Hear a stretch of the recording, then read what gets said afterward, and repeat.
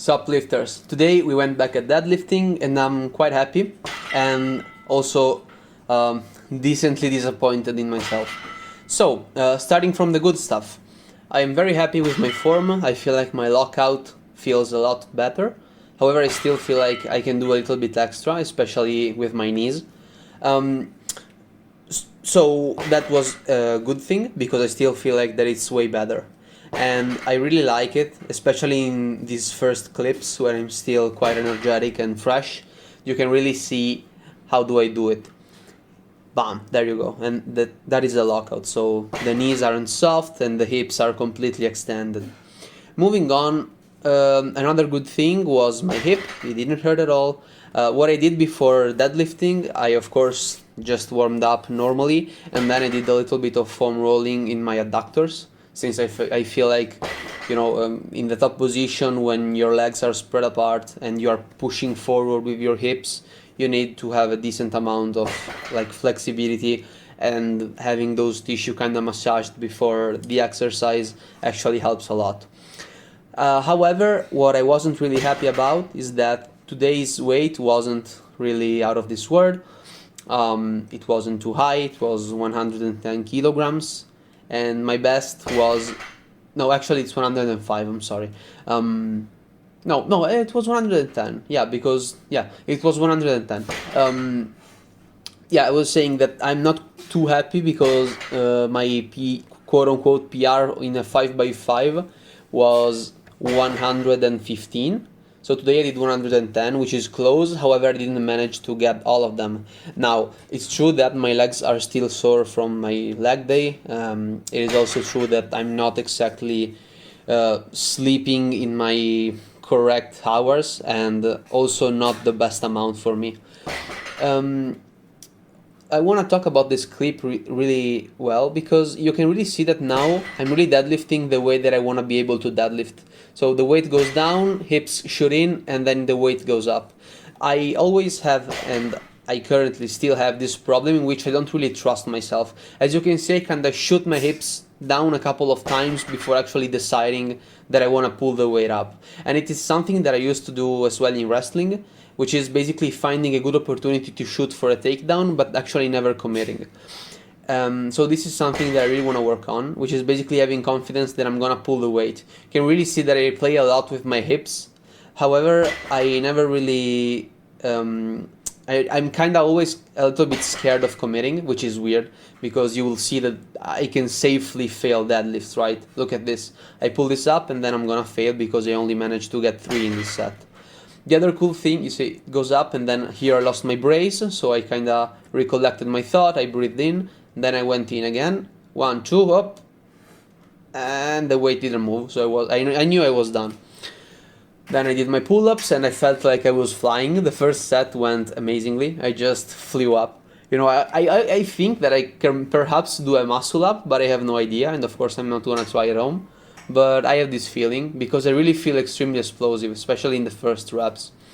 The other thing that I want to say about the deadlift is that when I focus, I need to kind of remind myself that the order, like the procedure that I need to follow in order to deadlift efficiently for me is: number 1, it's bracing; number 2, pulling the slack out of the bar; number 3, shooting my hips; and number 4, extending. And then if I do everything in this way, I am able to pull the weight up like I did in the 4th set, which I feel like was one of my best ever, because the weight was still decent and there was some good rhythm, right? It wasn't touch and go, so the weight wasn't bouncing, it was still a real deadlift. However, there was a good rhythm and I wasn't scared of my positioning and moving my feet, shuffling them in order to find the perfect position. So I feel like I'm in a good path. So overall, I'm pretty happy. Thing is, after deadlifts, I was extremely spent. So my performance on pull-ups really went down a lot. I did like, you will see at the end the picture, however you can see that I only did 4 at the end. I recollected, I tried another one and it wasn't really going. So then I decided to do the bicep curls, did 4 sets, however I didn't really superset them with anything. I just decided to rest a little bit more. And you will also see that in general today's session to me was extremely tough because After I started doing the next superset, which was pendlay rows and shrugs, after the first set, I was like, okay, I'm done. I wanna, I wanna stop today's session. I think I'm spent. I'm done. I'm completely like spent. You know, I didn't really felt like I had any more energy. However, the cool thing about recording numbers is that you have an objective value, and you know if you should actually go home. What I mean by that is that my performance on this exercise and this superset was still perfectly okay and in line with what I did previously. So really there was no reason for me to actually call it quit, which is why I decided to keep staying in on it, and I just kind of grinded through the whole workout. I'm not gonna lie, however, I was extremely tired. Every rep, they weren't extremely clean because I wasn't always able to actually, you know, touch my belly with the bar. I usually got quite close, but only the first reps. I actually managed to go through the full range of motion. However, it's not like the weight wasn't coming up. What is also true is that I was kind of yanking it. However, I think in an exercise like this is perfectly fine because that is the whole idea of the pendlay rows. So this was the first and this was the fourth, and as you can see my form isn't exactly breaking down, you know. I'm not pushing with my legs, I'm still bracing, pulling and doing everything right.